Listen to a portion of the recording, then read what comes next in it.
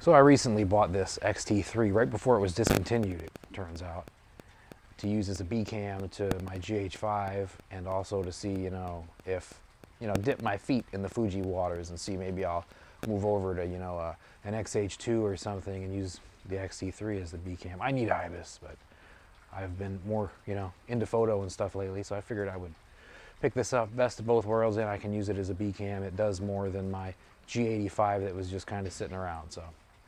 Anyways, I bought it, and then I heard people saying, oh, the phase detect autofocus on this isn't really that great.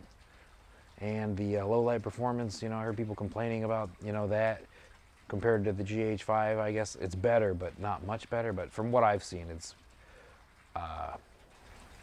which is very minimal, but from what I've seen is, especially the high ISO stuff, it looks great for me. I've had it up to 10,000 and it looks, it's a noticeable jump from the GH5. Autofocus wise, I don't know. I've never even used the autofocus on the GH5. I just heard it was so bad that I never did, so. But from what I've seen, the GH5's autofocus is awful. And I see like mixed things on this, but the only thing I would use autofocus for is if like a talking head type of thing. So I'm gonna kind of play around with it real quick, and if the talking head stuff works, then I don't really care how good the autofocus is, as long as that pans out pretty well. I should also point out that I'm using the 35mm f2, the weather resistant lens. I think that's what the WR means. So, which I guess isn't as great at autofocusing, but whatever. Let's just give it a whirl. So I'm gonna walk slowly towards the camera.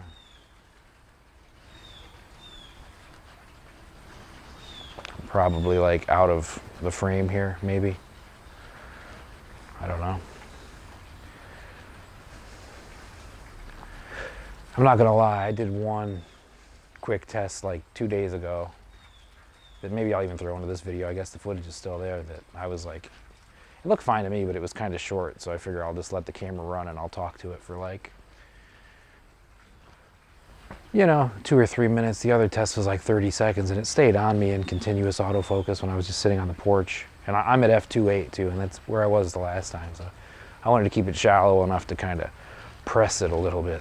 So we'll see. I've also seen with like photos, it seems like the glasses kind of throw it off, especially if you got dirty glasses, perpetually dirty glasses like I have. It seems like sometimes that might affect the eye detect, and I think the eye detect's on now. I'm not sure about that, but so I'm gonna walk back towards it, and then I'm gonna turn it off, and I'll just be sitting down in front of it. And I don't think I'm in Eterna. I think I'm gonna switch it over to Eterna for the next one. This is probably just the standard profile, which I think is like ASIA or Provia. So, all right, yeah, so that was in Provia for the last, for the picture profile or whatever, the film simulation. I put it in Eterna now. I feel like the sun's changing. I think I slapped the ISO to auto. So, here we are. Now this is like the main purpose that I would have for the continuous autofocus. I tried to put some separation between me and the garage door. Probably drinking this will throw off the autofocus. Maybe I should just leave it down there. And it's definitely getting brighter out, so we'll see how that ISO adjusts. But I am in the shade right here, so I'm just sitting here yakking. Nothing much to say, just trying to see if how this looks, autofocus wise. That's all that matters. Exposure doesn't matter, but it'd be nice if it was, exposed somewhat well. So here I am, glasses on. Give it about 15 seconds and I'll take my glasses off. I just don't know how long it'll stick. That's my main fear. Maybe it sticks for like 30 seconds and then all of a sudden it starts, hunting or something. I don't know. I'm gonna take another swig of this drink, see if it messes up the autofocus.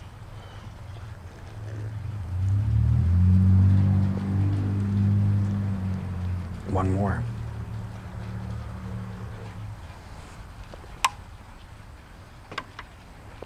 And I'm gonna take my spectacles off. So maybe if it hasn't been performing well, maybe without glasses, it does better. I don't know. It's weird to just sit here and stare at a camera. The camera looks nice though. But yeah, I mean, I'm still on the fence. You know, I'm when I first got the Fuji, I was kind of like, man, because the place that I shoot for a lot of the times, you know, they only want 1080 stuff, and 1080 is not as good as the GH5. I'll say that, but it's better than the Sony 1080. For using this for 1080, it's fine.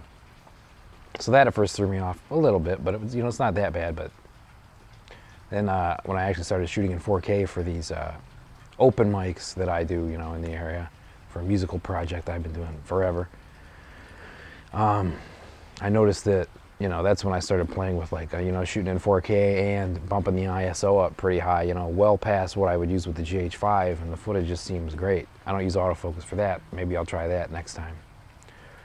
But I don't want to use it in low light pretty much. But yeah, so I'm like, honestly, I'm still on the fence, you know. I'm starting to like this camera more and more. And I only have the 35mm lens, which is like the equivalent of a 50, so I'd like to get the 18 to 55 or something like that.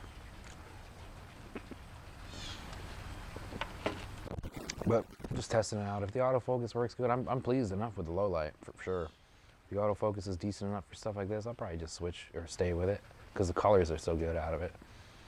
But if not, maybe I would just bite the bullet and get like an A7 IV or something, you know, over the winter. Sell both of these cameras and then get a little like a, I don't know, a crop Sony for a backup camera, but I'm not sure yet. We'll wait and see. I also hear there's, you know, the rumors of the what the hell is the cinema camera that's really just an A7S III FX3. There's the rumors of the FX30, you know, but also Fuji has the XH2 and the XH2S. That's too much. I'm not spending $2,500 unless it would be like the A7 IV, but I just don't like the, you know, the colors as much out of the Sony, but I can deal with that. It's 10-bit now, I think, so you can adjust them. So whatever, not a big deal, but I'd like to stay at like 2,000 for now. I don't make that much money, I'll put it that way. So, well, yeah, maybe that FX30, if it is $2,500 for that, then maybe I would shell out a little bit more for a, you know, a cinema camera. But whatever, I think this autofocus test is done. Let's have another swig of this drink, and then I'm gonna cut.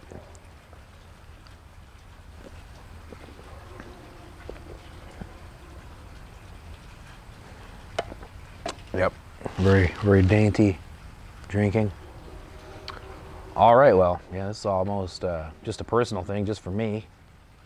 But yeah, if you want to know what the 35mm looks like outside in Eterna at f2,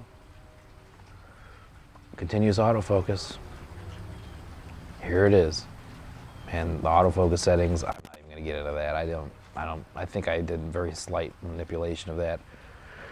I'm not really worried about that, but probably the last video like this that I'm gonna do for another couple of years, because you know, I just figure I'll share the results. I would just delete all this stuff, but screw it, right? I'll just put it out there. This isn't my usual content, and I keep talking. All right. See you next time.